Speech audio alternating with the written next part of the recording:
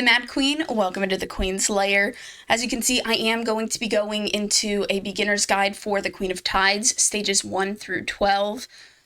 I apologize. I know I've been getting quite a few requests to do this, especially since I'd finished the Roaring Tulpa version of this. It is really in-depth. You're going to get a lot of information here. I'm not just going to throw a team at you and just say, hey, build these heroes exactly like this and beat the boss.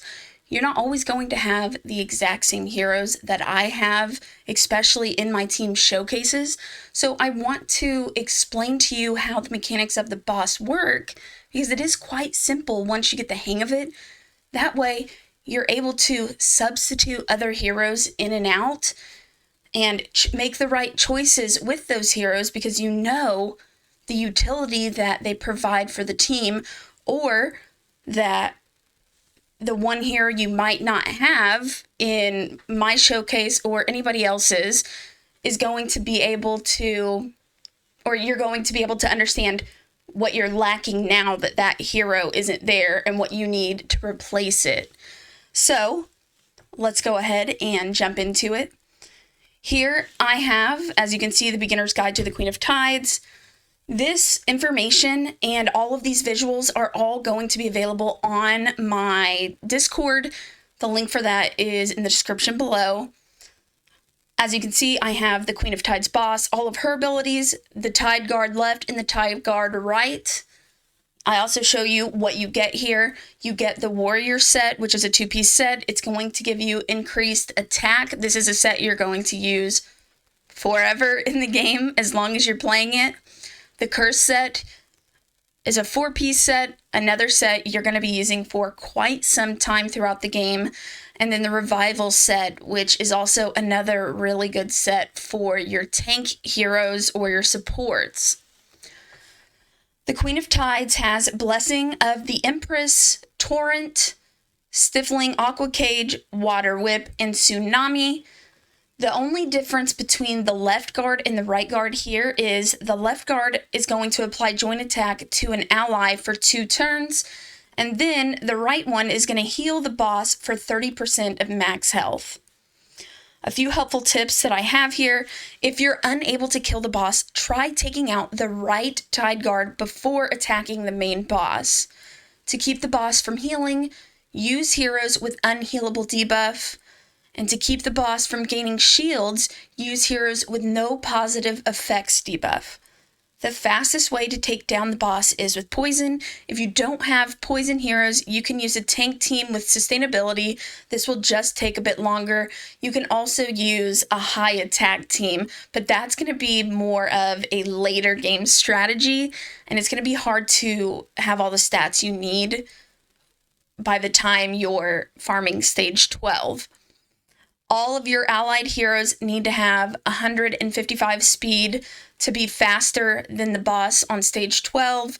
It's not exactly 155. It is, I think, a couple of speed less than this, but as long as you have 155 or higher on every hero, then you're going to be just fine to go before all of the waves and also before the boss in the Tide Guards as well.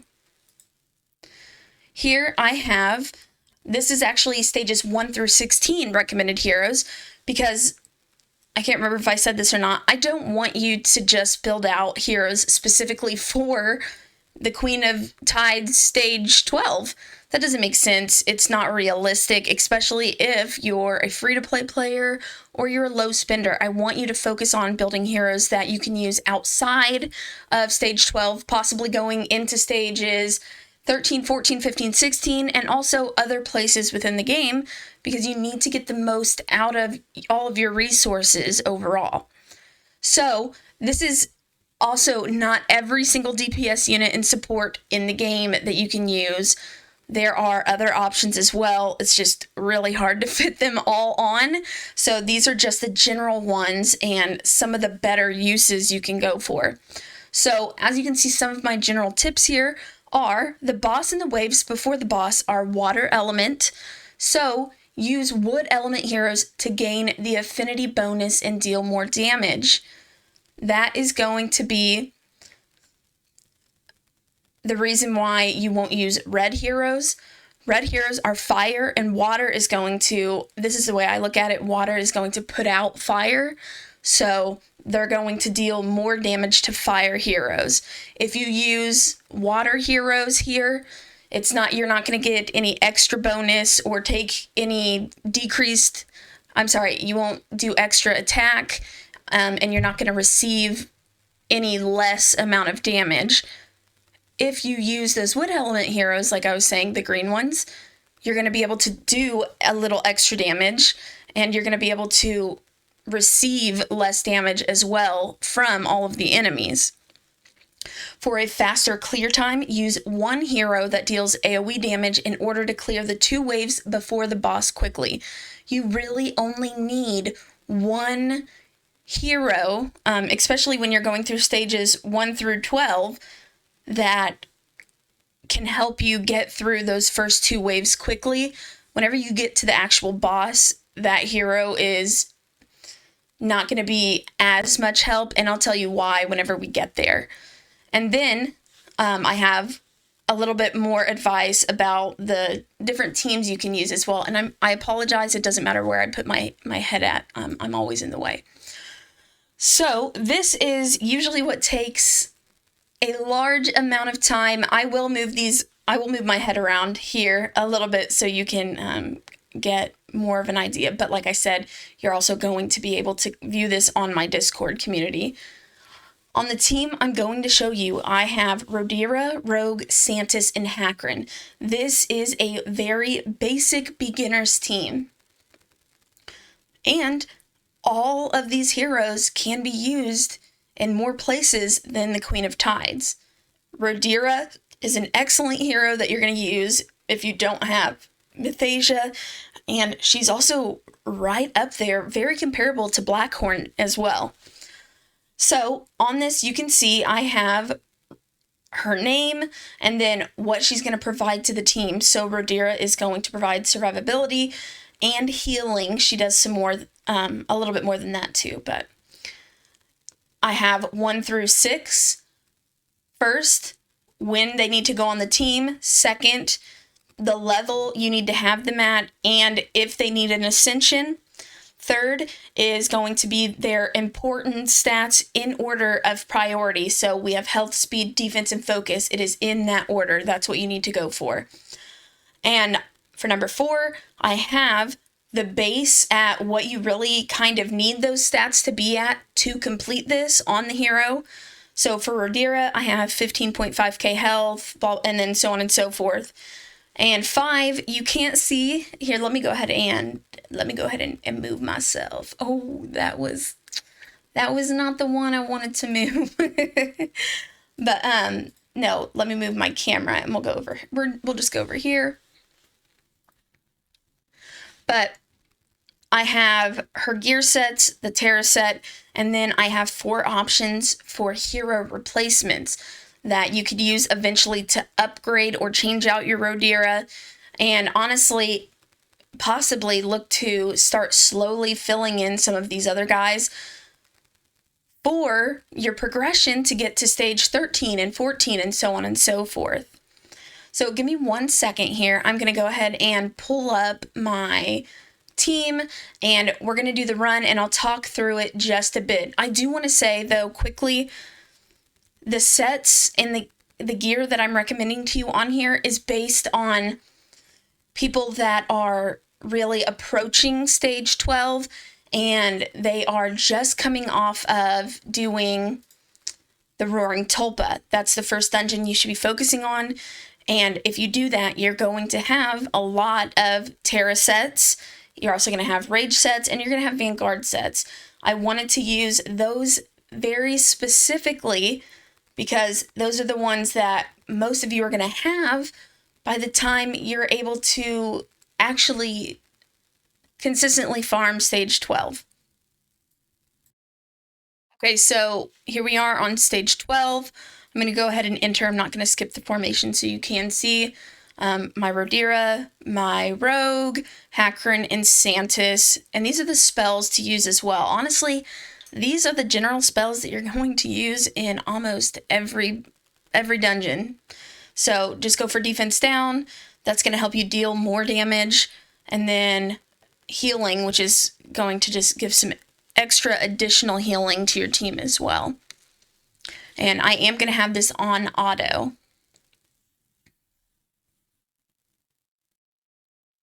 We have Rhaedyra going first. The reason we have Rhaedyra go first is because the boss is going to target and stun the enemy, or I'm sorry, the person on our team, which is the enemy of them, with the highest attack. Rhaedyra, if she goes first, she can cleanse that before that person takes their turn so that they aren't actually stunned, which is really nice. Rogue is so good because if he gets attacked or if he receives an attack here, then the ad or the minion here that's attacking him takes so much damage.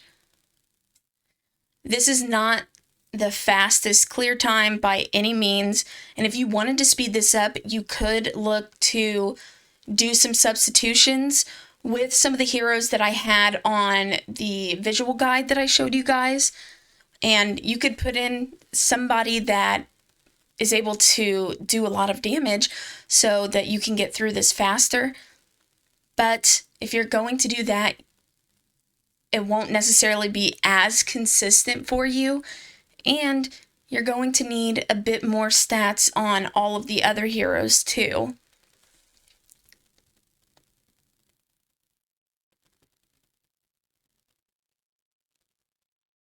This is a completely consistent team though. I would recommend, if you're not doing this yet, you go for this team. All of these heroes are extremely obtainable. 2 of them are elites, and the other 2 that are epics can be synthesized in the altar. So really, really easy to make this team overall. And again, every piece of gear that's on these guys I got from farming Tulpa. I don't have crazy stats on any of them either because I didn't want to. I would easily be able to get like 30,000, 35,000 health on all these guys, but I tried to keep all of them between like 15 and 18,000 health. That way it wasn't too unreachable for people when they get to this point. I will say, using Santis's, what do you call it?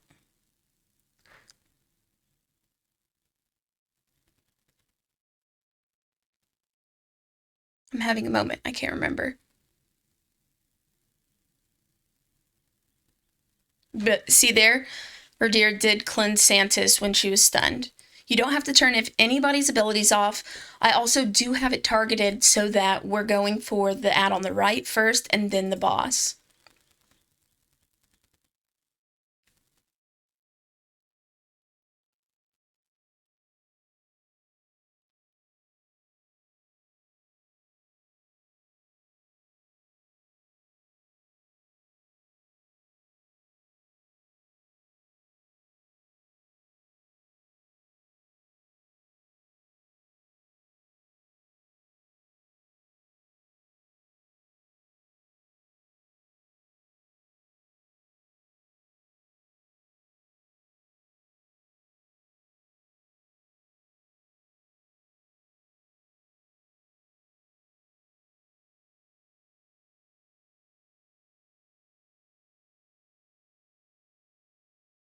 Akron here is giving everybody extra health. If you don't know, Rogue does extra bonus damage based on his max health. Akron is also giving everybody extra defense.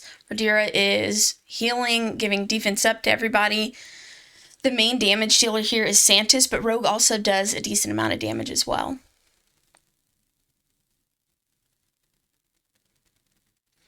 I would say if you have Jonathan, though, I would definitely put Jonathan in here in place of either Rogue or Hakron. He's going to be an excellent choice. I didn't want to use him in the main showcase of this team because he is an epic hero and you're not able to fuse him or get him as easily as everybody else here on the team. Doing things fastly is nice, don't get me wrong, but you want to be able to do it consistently. And like I said, this team is going to be 100% consistent. Every single time you will win this.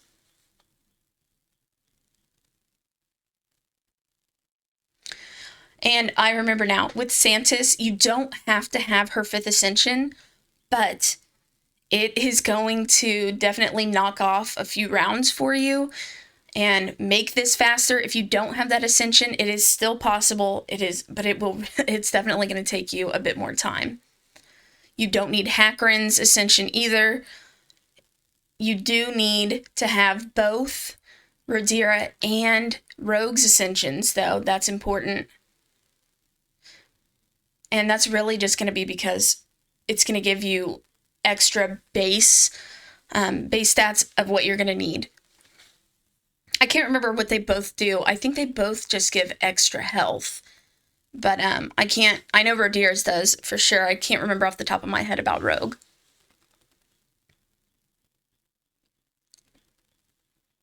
You can also look to use, instead of Rogue, you can use Valuk. If you are going to use Valuk, I would put him in for Rogue. Make sure you have his Ascension. But if you go that route, please know that you're not going to be able to use him in a whole lot of places. So that's why I don't like to recommend him in the first place. But he is a good option because he can do poison as well.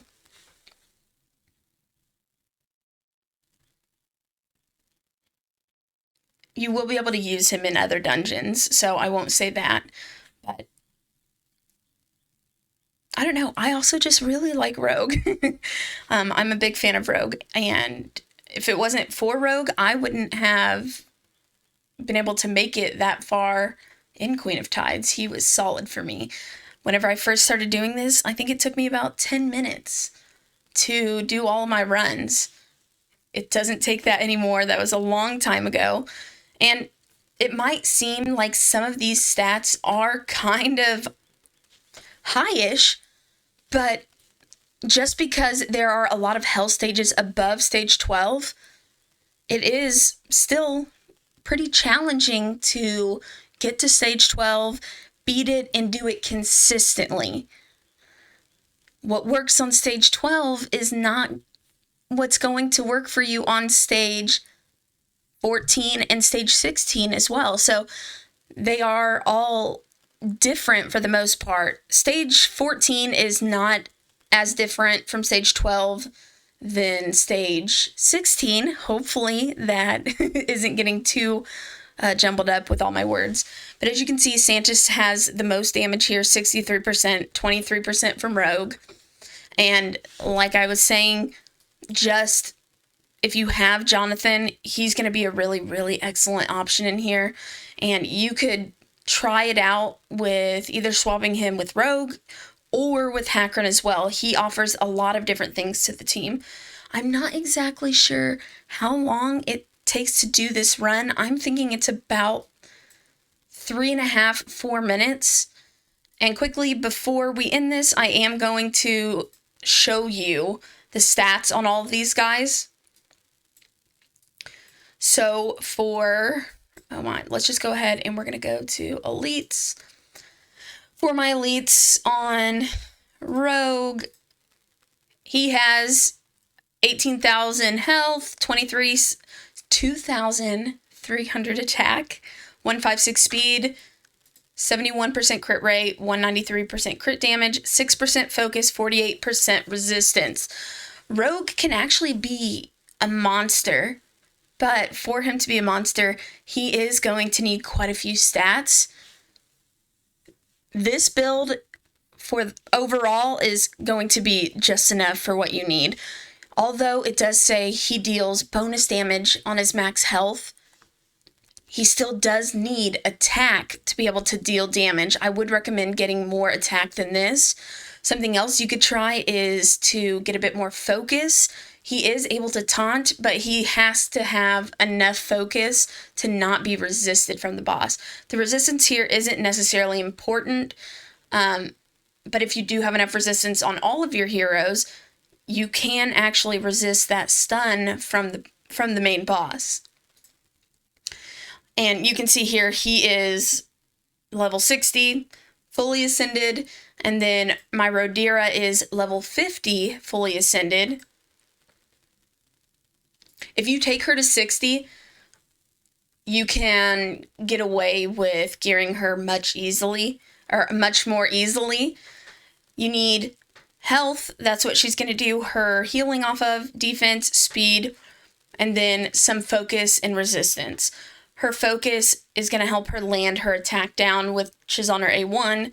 That's just going to mean that whenever the boss attacks you, they're going to do less damage and you're going to be able to survive a bit longer. Next, for the elite heroes, we have Santis and Hakrin. Who comes first here? We have Santis. So my Santis is level 70, fully ascended, but with her stats, I didn't go crazy on the gear. I could have gone way more insane with this. She has 2400 attack, 16,000 health, 1400 defense, 181 speed, 76% focus, 47% resistance.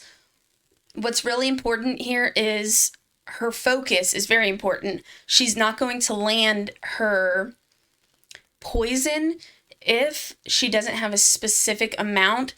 I can't remember, it's been so long, but I think you do need to have like 70 to 75% or above focus on stage 12 to consistently land this. Whenever I was running this with 76%, she was almost never getting resisted, so this would be just fine anywhere around this mark. And then her health, she needs to be able to survive. Her attack is not going to be doing a ton here because we're not going for crit rate and crit damage. You do want her to have some attack though, because it is going to make her do a bit more damage off of her abilities, and that way you're not only doing damage from her poison.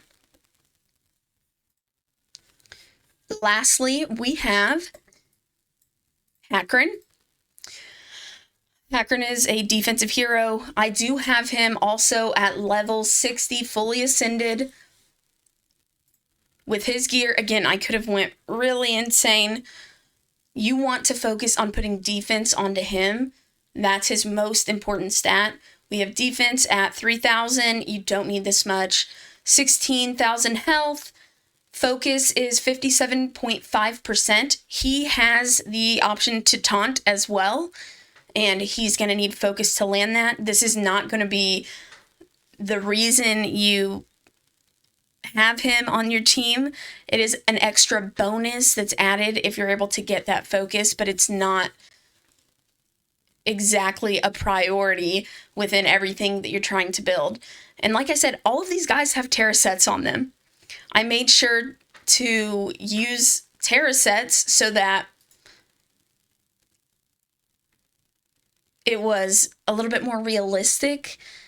That way, those of you, like I said, who were looking to kind of get into it and progress, because if you followed any of my other guides, know that I always recommend doing Terradome and then using the gear that you have been able to consistently farm from Terradome to move on to the Queen of Tides. This is the second dungeon you should be doing overall.